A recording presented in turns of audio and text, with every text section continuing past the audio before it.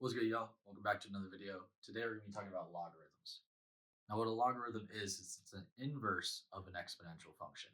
So if you look at this graph here that I drew, our exponential function is going to be the one on the left here, obviously increasing throughout time.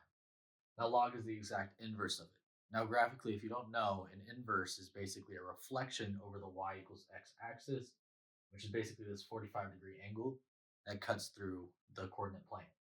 Now, if you look at it, it literally just flips over, making that the log.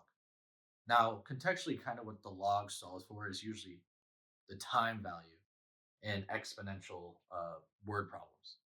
So let's say, for example, a typical one is something like you have $100,000, your rate of return is 10% per year, and let's say, for example, a question is asking you how many years until you hit 120,000.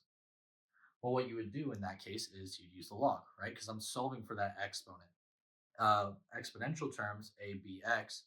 A is the initial price, B is the growth rate, X, what we're raising it to, right, is our time value.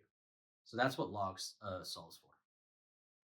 Now, if you look right here, this is kind of the relationship between exponents and logs. Exponents and logs are very close together, so you have to know all your exponential rules before you kind of get into log. Here, 2 to the third equals 8, right? Again, 2 times 2 times 2 equals 8.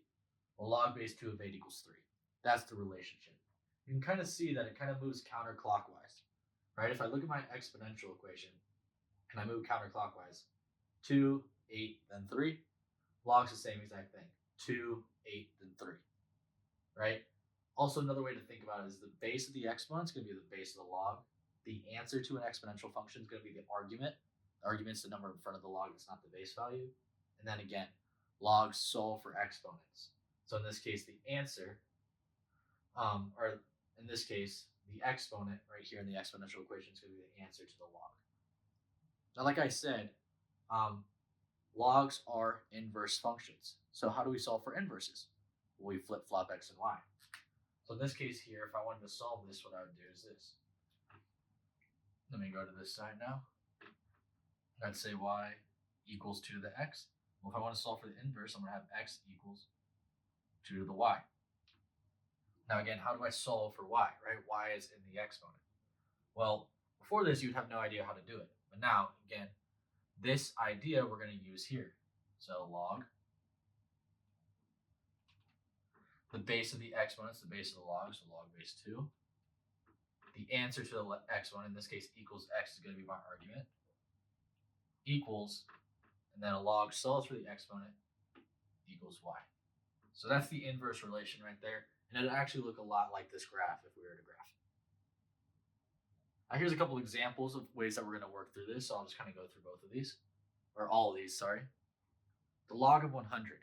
Well, right now you're looking, you're like, there's no base, right? All of these always have log base 2, log base 3, log base 81 here. There's no base here.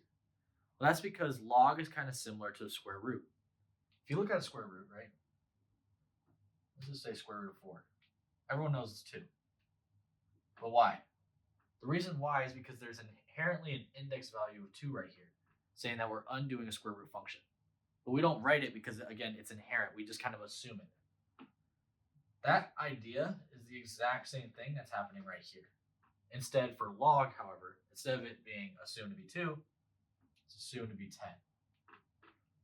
So now, log base 10 of 100, the way that we solve this is we're going to rewrite it like an exponential equation. So this is the same thing as 10 to the x power, we don't know what it is, equals 100. Well, 10 to the what power equals 100? 2. So in this case, the answer, x equals 2. Okay, log base 4 of 1. How do I solve that? Again, I'm going to exponentiate it, so rewrite it as an exponent. 4 to the x power, I don't know what it is, equals 1. Well, again, this is where exponential rules come in. What type of exponent makes an answer 1, no matter what? 0. So in this case, the answer is equal to 0. All right, here we got another one, log base 3 of 27. Well, again, I'm going to exponentiate it. I'm starting to realize that logs are kind of useless in and of themselves because they don't really do anything. Essentially, all log is like an intermediate form. Like I'm going to change it back to an exponential anyway. So that's why it's really important that we know our exponential rules. At least for now. Obviously, eventually, once we get more into logs and there's equations and other rules and stuff like that, so they actually start getting a personality. But right now, all it is just exponents.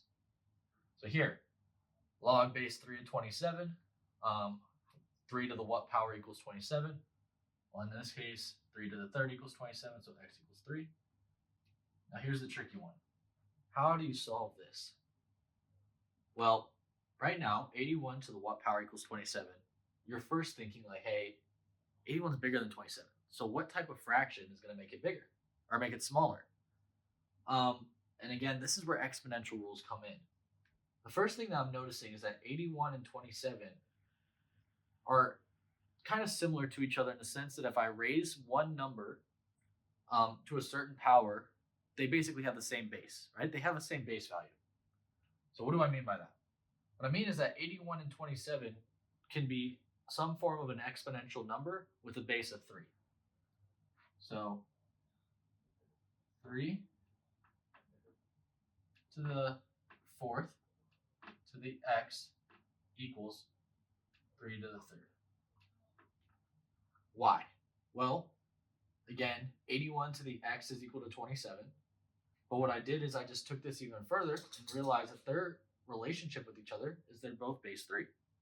Well, what I'm going to do is now I got to think, okay, dang, anytime the base of an exponent is the same, then I can set the actual exponents equal to each other.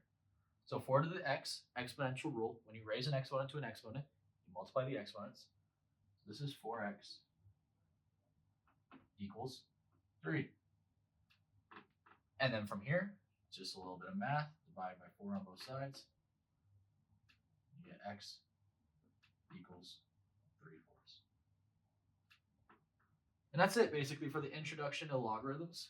Again, there's other stuff that we'll go through more in the future in different videos, as there are actual equations that are involved in this, word problem application, things like that. But I kind of just wanted to get the ball rolling starting at the very beginning.